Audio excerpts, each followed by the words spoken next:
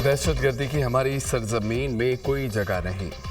दुश्मन अनासर से आहनी हाथों से निपटा जाएगा। अमन खराब करने की किसी भी कोशिश का फैसला कुन और पूरी कुव्वत से जवाब दिया जाएगा। दुश्मन भारी नुकसान उठाते रहेंगे। दुश्मन के नुकसान पहुंचाने की सलाहियत कम होती जाएगी। दुश्मन इख्तलाफ और खौफ के बीच बोने की कोशिश कर सकता है, लेकिन हम डटे रहेंगे। ये जंग जारी है, हम इसे मुंतकी अंजाम तक पहुंचाएंगे। आर्मी चीफ का 2 टोक ऐलान। सिक्योरिटी फोर्सेस की लगन, हौसले और अजीम कुर्बानियों के जरिए हमने दहशत गर्दों की ऑपरेशनल सलाहियतों को कामयाबी से कम किया। हमारी अफवाज ने अनथक मेहनत से दहशत गर्दों के अहम लीडर्स का ताक़ुब करके उन्हें ख़त्म किया। दहशत गर्दों के बुनियादी ढांचे को ख़त्म और उनके सेल्स को बेअसर किया। सिक्योरिटी फोर्सेस की कामयाबियों पर बेहद फ़ख्र है। आर्मी चीफ ने इदारों के गैर मुतज़लज़ल अज़्म और बेमिसाल कुर्बानियों को सराहा। जनरल सैयद आसिम मुनीर का पेशावर का दौरा। फितनतुल ख़वारिज के खिलाफ जारी इंसदादे दहशत गर्दी की कार्रवाइयों पर ब्रीफिंग। आर्मी चीफ से खैबर पख्तूनख्वा से मुख्तलिफ सियासी जमातों के रहनुमाओं की मुलाकातें। आफ्ताब खान, शेरपाओ, अमीर हैदर हूती, हाफिज नईमुर रहमान, इमल वली खान और दीगर शामिल। दहशत गर्दी के खिलाफ एक सियासी आवाज़।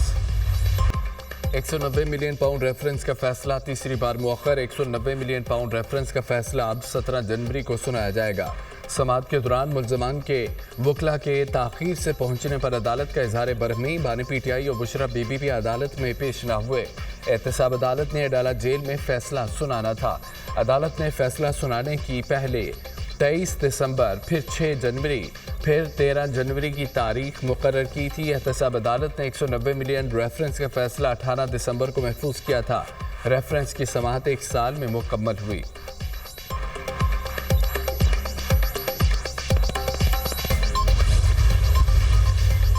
बानी PTI को 2 मरतबा पैगाम भिजवाए, लेकिन वो पेश नहीं हुए। बुशरा बीबी को फैसला सुनाए जाने का इल्म था, लेकिन वो पेश नहीं हुई।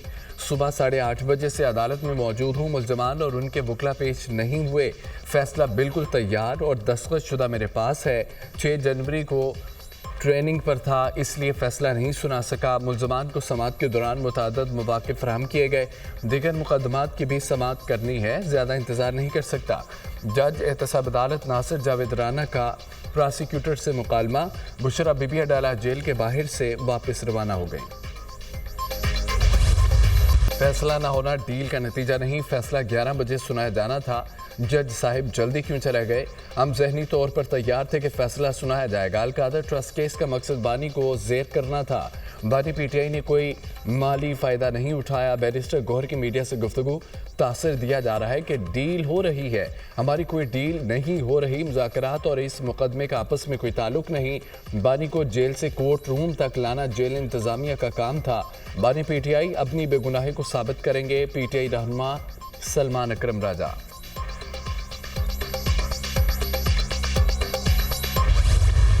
बानी PTI ने ताख़ीरी हरबों की PhD की हुई है। बानी PTI का हर केस ताख़ीर का शिकार हुआ। 190 मिलियन पाउंड का पाकिस्तान की तारीख का मेगा करप्शन केस है। बंद लिफाफे को काबीना के सामने पेश करने का क्या मकसद था? ये इत्तफाक नहीं, सोचा समझा मंसूबा था। वज़ीर इत्तलात अतारट की न्यूज़ कॉन्फ्रेंस। नवाज शरीफ और मरीम नवाज फैसला सुनने के लिए बरतानिया से पाकिस्तान आए। ये चंद कदम चलकर फैसला सुनने के लिए नहीं आते, ये खुद डील का तासुर देते हैं। इतनी बड़ी डकैती पर NRO नहीं दिया जा सकता। तलाल चौधरी।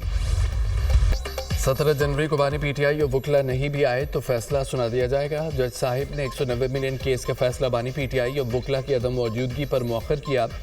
बानी PTI और उनकी कानूनी टीम ने अदालत का बायकॉट किया। बानी PTI से किसी किस्म की कोई डील नहीं हो रही।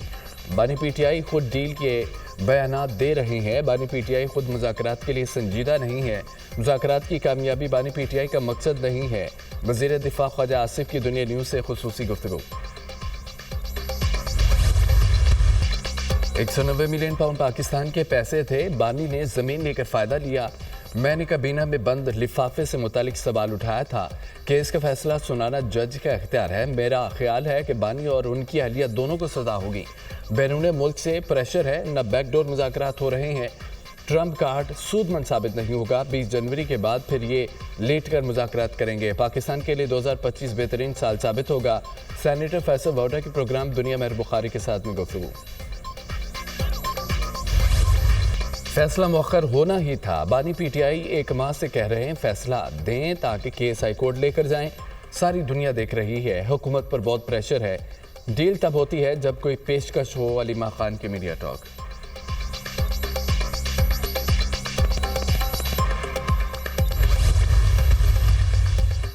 हुकूमत और पीटीआई के दरमियान मुज़ाकरात में हम पेशरफ।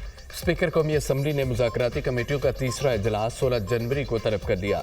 हुकूमत और पीटीआई मुज़ाकराती कमेटी का इजलास जुमेरात दिन 11:30 बजे पार्लियामेंट हाउस में होगा। पीटीआई अपने तहरीरी मुतालबात मुज़ाकराती कमेटी इजलास में पेश करेगी।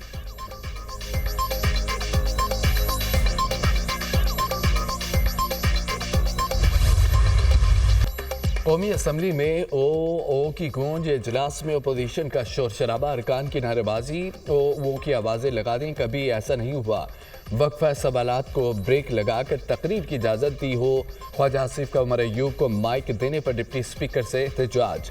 हमारे कई कारकुनान इस वक्त भी लापता हैं। 190 मिलियन पाउंड कौमी खजाने में आए। बानी पीटीआई और उनकी अहलिया पर मुकदमा बनाया गया। अपोजिशन लीडर उमर अयूब का ईवान में इज़हार ख्याल। सुन्नी इत्तेहाद काउंसिल का शदीद एहतजाज के बाद ईवान से वाकआउट। हुकूमत पर हर मलबा बानी पीटीआई और बुशरा बीबी पर डालती है। किसने बताया था हुकूमत को कि क्या फैसला आने वाला है? उमर अयूब की पार्लियामेंट हाउस के बाहर मीडिया से गुफ्तगू। हम मुज़ाकरात में संजीदा है। ख्वाजा आसिफ और दीगर लोग मिलकर प्रोपेगेंडा कर रहे हैं। पीटीआई रहनुमा असद कैसर।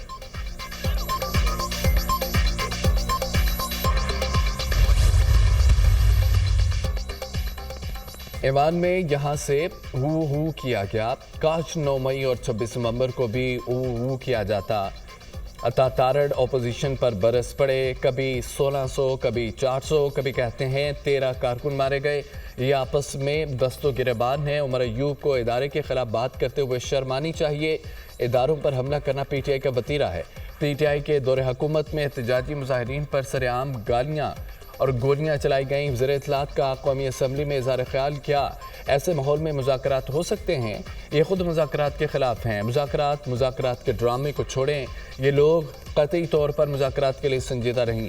पहले ये कहते थे कि उनसे मुज़ाकरात नहीं करेंगे, अब क्यों बात कर रहे हैं? अगर उनका ख्याल है जिनके पास इख्तियार, उनसे बराह रास्त बात कर लें। वज़ीर दिफा ख्वाजा आसिफ का ईवान में खिताब। पासबान कभी ये नहीं कर सकता कि किसी के बहकावे में आके मुल्क को आग लगा दे। कोई पासबान कभी ये नहीं कर सकता कि किसी के सियासी बहकावे में आके अपने मुल्क पे हमला कर दे। कोई पासबान ये कभी नहीं कर सकता कि एक सूबे से दूसरे सूबे पे, अपने ही मुल्क के दूसरे सूबे पे हमला कर दे। वो लोग जो हमारी हिफाजत के लिए दिन रात एक करते हैं, उनके जो इंस्टॉलेशंस हैं उनको जला दे, उनको पॉइंट ब्लैंक रेंज से गोलियां मार के शहीद कर दे। मुल्की मफादात से मुतसादिम रेड लाइन को क्रॉस नहीं करना। आग लगाने वाला पासबान नहीं हो सकता। कोई पासबान किसी के बहकावे में आकर किसी रियासती इदारे पर हमला नहीं कर सकता। जान का नजराना पेश करने वाले वर्दी पोशों की तज़हीक बर्दाश्त नहीं कर सकते। वर्दी वाले हमारी हिफाजत के लिए जानों का नजराना पेश करते हैं। सिक्योरिटी फोर्सेस के जानों को पॉइंट ब्लैंक से गोलियां मारी गईं। नौजवानों की डेडलाइन पाकिस्तान होनी चाहिए। कोई मुहिब्बे वतन एक सूबे से दूसरे सूबे पर हमला नहीं कर सकता। मैं भी किसी को आवाज़ें कसने और हमले करने का कहूँ तो मत करें। पाकिस्तान मेरा है। ज़रे ज़रे और चप्पे चप्पे से प्यार है। हमले और जलाओ गिराव में पड़ गई तो बच्चों को लैपटॉप कौन देगा? इल्ज़ाम तराशी का बयानिया बनाना काम ना करने वालों का आशेवा हो सकता है। वज़ीर आला पंजाब मरियम नवाज़ का बहावलपुर में तकरीब से खिताब। 5 साल पूरे करेंगे, पंजाब व पाकिस्तान की किस्मत बदल देंगे। मुल्क की तरक्की के हर मंसूबे पर नवाज शरीफ की मोहर है। मरियम नवाज़ का मिस्किन डाबी हाउसिंग स्कीम की तकरीब से खिताब।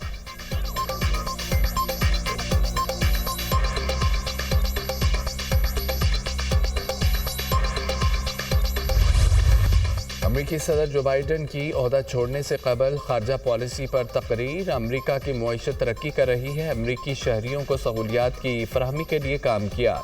रूस के खिलाफ और यूक्रेन की हिमायत के लिए 50 ममालिक का इत्तेहाद कायम किया।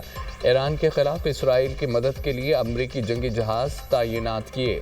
गजा में जंगबंदी मुआहदे के लिए दबाव डाल रहे हैं। हमारे पास जो मुसवदा है उससे जंगबंदी कैदियों को आज़ादी मिलेगी। अमरीकी सदर जो बाइडन। कौमी सलामती के मुशीर जैक सल्वान की बी न्यूज़ कॉन्फ्रेंस कहा कि रवा हफ्ते गजा जंगबंदी मुज़ाकरात नताइज कुन साबित होंगे। जो बाइडन की जंगबंदी तजवीज़ को सलामती कौंसिल की हिमायत हासिल है।